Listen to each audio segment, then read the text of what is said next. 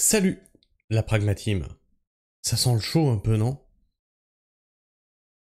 Moi, ça doit peut-être être le champ qui est en train de cramer à côté de chez nous. Non mais je déconne même pas. Il y a des moissons et ça crame. Euh... Je sais pas si vous avez chaud, vous, mais en tout cas, il se passerait un truc en France qu'on appellerait la canicule. Alors on a des experts dans nos commentaires qui nous disent quand même que non, c'est pas vraiment une canicule, c'est pas vrai, parce que il faudrait plus de 35 degrés pendant 3 jours, et puis la température elle dépasse pas les 20 degrés, elle dépasse les 20 degrés la nuit, et du coup c'est pas vrai parce que il y a un endroit en France où ça le fait pas, du coup on peut pas dire que c'est sur la France. Bon. En tout cas, j'avais annoncé qu'il y avait des problèmes sur l'agriculture, sur le maraîchage, à cause de ces canicules. Alors sachez que l'année dernière, on sort déjà d'une année désastreuse à cause des fortes intempéries, du manque du coup de température. Donc ça, c'est un effet du changement climatique, hein, parce que quand il y a plu l'année dernière, on avait tous les climato-sceptiques qui nous disaient « Bah tu vois bien qu'il n'y a pas de réchauffement climatique puisqu'il fait pas chaud cette année ». Le réchauffement est global et peut-être que chez nous il pleuvait, mais au Canada on crevait de chaud, etc., etc. Cette année, c'est ici qu'on crève de chaud et ailleurs, etc. Il y a certainement des autres anomalies. Toutes ces anomalies sont des preuves du changement climatique. Et c'est toute la problématique, c'est que le cerveau humain est conçu pour réagir à des dangers immédiats. Et pas des dangers globaux, des dangers qui sont à côté de toi, pas le danger qui est global à la planète. Et c'est toute la problématique de faire comprendre ça aux gens. Et moi, ce que je disais, c'est que tu vois, il y a des problèmes sur l'exploitation. Par exemple, allez voir mes shorts, hein, j'en parlais. J'ai des arbres en train de crever, j'ai des topinambours, hein, la plante de la famine en train de crever, etc. Et il y en a quand même qui sont venus me dire dans les commentaires, bon ouais, s'il te plaît. Ça serait pas un manque de compétences? Oui, des arbres en train de crever, plantés depuis 5 ans, c'est un manque de compétences. Bien sûr, c'est... Waouh. Tu vois, là où on en arrive quand on veut garder des œillères, c'est que on essaie de tout trouver. Les chemtrails, les extraterrestres, les gouvernements, etc. Mais du coup, je me suis un peu penché là-dessus et bon, moi j'ai discuté avec des collègues, hein, on en est quand même au 5e maraîcher que je rencontre qui ferme, qui met la main sous la clé sous la porte, hein. Peut-être que nous ça va être là à la fin de l'année, hein, parce que là j'en ai plein le cul en fait. C'est pas que j'aime pas ce que je fais, c'est juste que j'en ai marre de travailler à vide. Pour voir mes trucs crever, c'est bon, je sature un petit peu. Peut-être qu'on déménagera la micro-ferme, peut-être pas, j'en sais rien encore, peut-être qu'on continuera, j'en sais rien en vrai. Là, j'ai juste un ras-le-bol. Un ras-le-bol de subir les événements climatiques, surtout dans notre région, parce que en Vendée, on subit pas mal ces 4 dernières années. Et j'ai parlé avec des agriculteurs, hein, pareil, donc les récoltes de maïs l'année dernière, merdiques, les récoltes de tournesol, merdiques, etc. Résultat, qu'est-ce qu'ils font cette année? Bah des céréales. Merdique. On va faire le tour de tout ça. Et donc c'est un article du Monde. Vous avez le son, ici il y a le son, et on va se mettre ça. Donc, on va juste recharger la page pour être sûr que voilà. La France vient de traverser l'une des canicules les plus extrêmes de son histoire pour un mois de juin. Et cet épisode pourrait laisser des traces dans l'agriculture française. D'abord, à court terme, il faut s'attendre à des conséquences sur la production de céréales, comme l'orge ou le blé tendre. Actuellement, dans certaines régions productrices d'orge, on a largement au-dessus des 35 degrés, ce qui arrête la croissance du grain. Et chaque jour d'arrêt de croissance du grain, c'est un grain qui sera plus petit à la fin de la saison. L'orge du Alors, les experts en commentaire, en maraîchage, en agriculture, etc., en élevage, vous allez voir, on va en parler aussi de l'élevage. Hein. Je pense que vous avez fait de grandes études hein, dans l'agriculture, dans l'horticulture, dans l'agronomie, dans la climatologie, dans l'agroclimatologie. Alors Serge Zaka, je l'ai taquiné sur la chaîne, hein, parce que c'est un collectionneur du McDo, donc je l'ai taquiné là-dessus, je l'ai taquiné sur le fait qu'il prenait l'avion, etc., etc., etc. Ça ne collait pas dans un discours où on veut donner des leçons aux gens. Ça ne veut pas dire que je ne suis pas ses travaux. D'ailleurs, il est venu en commentaire et je lui ai dit, écoute, c'est normal, je te taquine un peu sur ce qui me semble être dérangeant par rapport à ton discours, mais sache-le bien, je suis ce que tu fais. Et je le suis tellement bien que je suis dans ses commentaires sur Twitter et je lui dis, voilà, t'as dit ça, bah regarde ce que je constate sur le terrain. C'est exactement ce que tu as annoncé. Voilà. Et du coup, lui, ça l'aide aussi à visualiser ce qui se passe aussi sur le terrain, parce qu'il peut pas se déplacer sur toute la France. Le printemps pourrait ainsi subir des pertes de rendement importantes, allant de 5 à 30% cette année. La chaleur affecte également les fruits et légumes qui peuvent être victimes d'un phénomène appelé avortement floral. Pour la tomate, on est au début de la floraison. Les fleurs deviennent infertiles à partir des 34 à 35 degrés. À 39 degrés, elles sont... Voilà. Alors... Toc. Attends, je vais repasser en caméra, je vais vous montrer un truc. Parce que certains me disent, ouais, bah quand même, mais t'exagères. Alors, on va faire les choses sans exagérer. On va prendre la météo 60.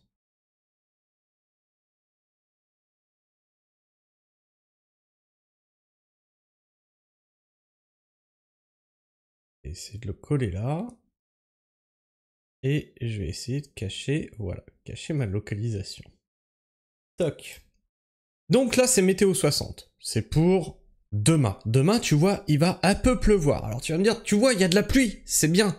Regarde bien, il va pleuvoir quoi? 3, 4, 5 mm. On perd 5 mm par jour. Ça, c'est la colonne, c'est ce que l'eau s'évapore. C'est même 6 mm, tu vois. Donc on en prend 5, on en perd 6. D'accord? Donc il manque 1 mm, même quand il pleut. C'est ouf, hein? Et du coup, sur la semaine, on perd, encore là, c'est une semaine cool, tu vois, jusqu'à jeudi. Jusqu'à jeudi. On perd 25 mm. C'est une semaine cool. Les 3 dernières semaines, on perdait 40-45 mm d'évaporation. Maintenant, regarde. Là, tu te dis, allez, c'est bon, respire, t'es tranquille. Voilà, ça, c'est ce qui arrive après jeudi. Là, ils annoncent 34, et 34, c'est dans le meilleur des cas, c'est à l'ombre. Les tomates, elles sont pas à l'ombre. Voilà. 34, 34, 35, 35. Donc on est sur ce qu'il annonce, les avortements floraux. La semaine passée, on a fait du 41. Voilà. Mais c'est normal, on est en été, qu'on me dit dans les commentaires. Non, c'est rigolo. On va continuer à écouter. Hop, Serge. Donc ouais, et on constate bien donc ce qu'il annonce, c'est-à-dire un problème de productivité sur les tomates. C'est-à-dire que même si je voulais, comme je l'avais annoncé, me diriger vers une production comme ils font dans le sud, on peut même plus. C'est-à-dire qu'il faudrait que je mette des brumisateurs sur mes tomates pour maintenant m'assurer une bonne pollinisation parce que pour faire descendre les températures. Non, au bout d'un moment, stop, on n'est plus rentable. Complètement improductives. Et c'est exactement ce qu'on a en ce moment. Donc on est là. On est par là. Dans la zone rouge foncé. Donc on est sur stérilité totale. Voilà. Pour les tomates, hein. Avortement floral de la tomate, impact de température sur le taux de fécondation et la chute des fleurs, on est sur une stérilité totale. Donc on est ici. Sur ces cartes, il annonçait aussi le fait que en zone irriguée, donc quand tu asperges tes carottes, c'est 100% de brûlure des fans de tomates. Donc des fans de carottes. Donc tes carottes qui crèvent.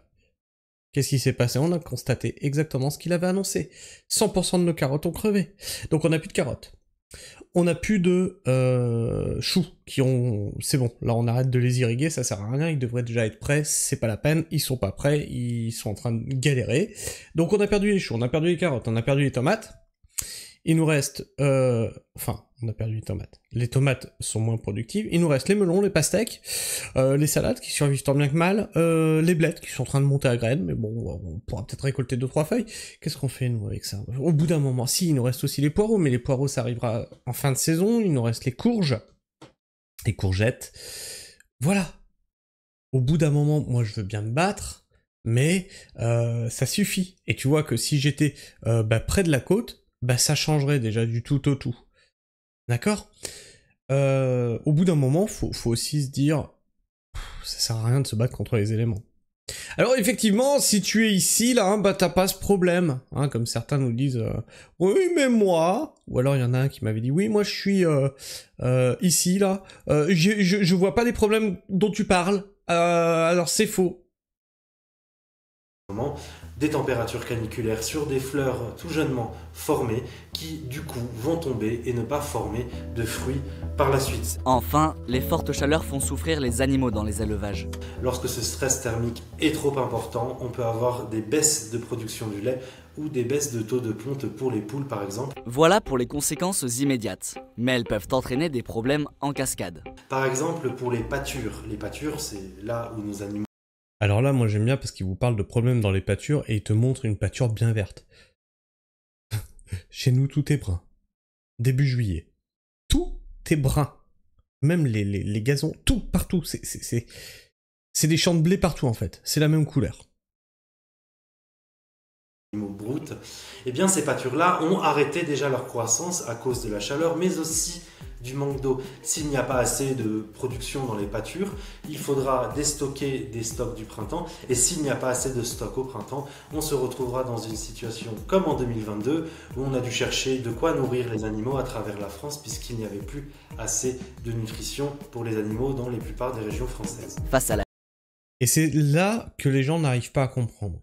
Parce qu'ils me disent, par exemple, oui, mais en 1976, il a fait chaud. Oui, mais en 1911, il a fait chaud. Oui, mais en 1500, il y en a un quand même qui m'a sorti une date. 1500 et quelques, il a fait chaud. Ouais.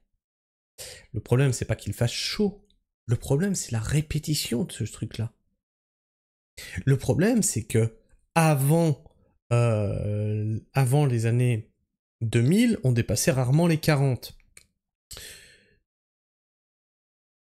En 2003, on a dépassé, je crois, si mes souvenirs sont bons, je crois que c'était 4 à 5 fois les 40. Désormais, on est entre 10 et 60 fois on dépasse le 40 en France. Mais tout va bien. À la multiplication des épisodes de canicule, l'agriculture française va devoir se réinventer. Et le chantier s'annonce immense. Il faudra absolument songer à modifier cette base en travaillant notamment sur des espèces plus résistantes aux fortes chaleurs et aux sécheresses, en développant de nouvelles filières sur nos territoires comme par exemple le sorgho, comme par exemple la cacahuète, les agrumes, les olives, des espèces qu'on retrouve plutôt au sud de l'Europe adaptées à cette nouvelle donne climatique. Mais derrière, il faudra absolument une aide financière de l'État puisque la création des filières prend 20 à 30 ans. Même si ces changements se concrétisent. Et ça, c'est bon que pour les grandes cultures. Nous, on est hors circuit de ça. D'ailleurs, j'adore, j'ai eu dans les commentaires, mais arrête de te plaindre, tu te feras une demande à l'État pour la perte de tes légumes et puis tu seras remboursé.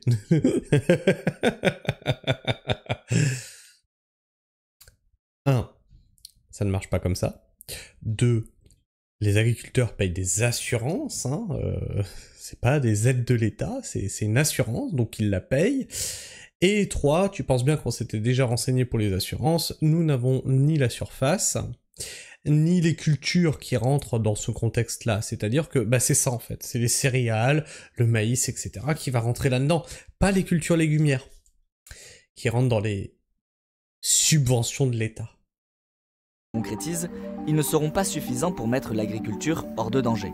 Car plus largement, les canicules fragilisent l'ensemble des écosystèmes dont nous dépendons. Les abeilles souffrent aussi de la chaleur, notamment au niveau des ruches, et les oiseaux également. Je rappelle qu'on a eu une mortalité accrue, qui n'est pas encore chiffrée, mais qui a été accrue lors de la précédente vague de chaleur mi-juin. En 15 ans, 30% des oiseaux des champs ont déjà disparu en France. Et leur déclin entraîne une hausse des insectes nuisibles défavorables à l'agriculture. Par ailleurs, 40% des pollinisateurs invertébrés, dont les abeilles, sont en voie de disparition. La France vient de traverser l'une des canicules les plus... On va aller voir vite fait ce qui se passe dans les commentaires. Cool de retrouver Serge Zaka, son expertise ici, même si c'est pour d'aussi mauvaises nouvelles. Alors, hein, comme je dis, Serge Zaka, je l'ai taquiné, mais factuellement, sur ses études, il est au poil.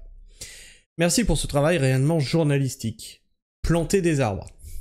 Malheureusement, on l'a fait, alors sache que nous sommes en zone humide, donc déjà on a dû planter des arbres pour justement éviter l'excès d'humidité, et on se retrouve maintenant sur une zone qui est de plus en plus sèche. Et des arbres qui crèvent. Des haies bocagères qui meurent.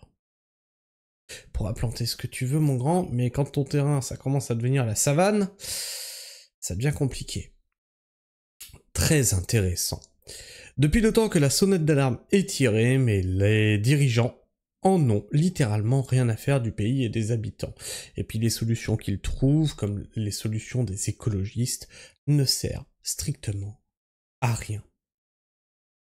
Et encore des aides pour qu'ils polluent un peu plus, merci. Alors moi, ce que je te propose, Christian, tu vois, par exemple, c'est... on va jouer ton jeu. T'as raison, les agriculteurs, c'est gros pollueurs, faut qu'on arrête de les subventionner, etc. Moi, je pense que t'as raison. Je pense que t'as raison. Donc on va jouer à un petit jeu, tu vas, pendant 1 an, te passer de tout produit qui a eu besoin d'un agriculteur dans sa conception ou dans son maintien. D'accord ? Oublie pas que les haies bocagères, les fossés, tout ça, c'est taillé par des agriculteurs. Hein. D'accord ? Donc on va jouer à ça, et puis on en reparle au bout d'1 an. Si t'as encore envie. Parce que pareil, tu peux plus t'habiller. Le coton, tout ça... C'est chiant. Hein. Et encore des aides pour qu'ils... Ouais, donc ça on l'a lu. Mais heureusement, la vente de SUV fossiles se porte bien. On pourra bientôt manger quand il y aura des... On pourra bientôt les manger quand il y aura famine. Une idée de sauce du Roundup. J'aime juste parce que j'aime la vérité, sinon j'oublierai. Bravo, battez-vous, on n'a qu'une planète. Et c'est tout le problème, moi j'ai l'impression que les gens oublient qu'on n'a qu'un seul habitat, on n'a qu'une planète, hein. On n'a pas d'autre endroit où aller. Alors, est-ce qu'on est à la veille, à l'époque charnière, où l'humain va devoir se réadapter?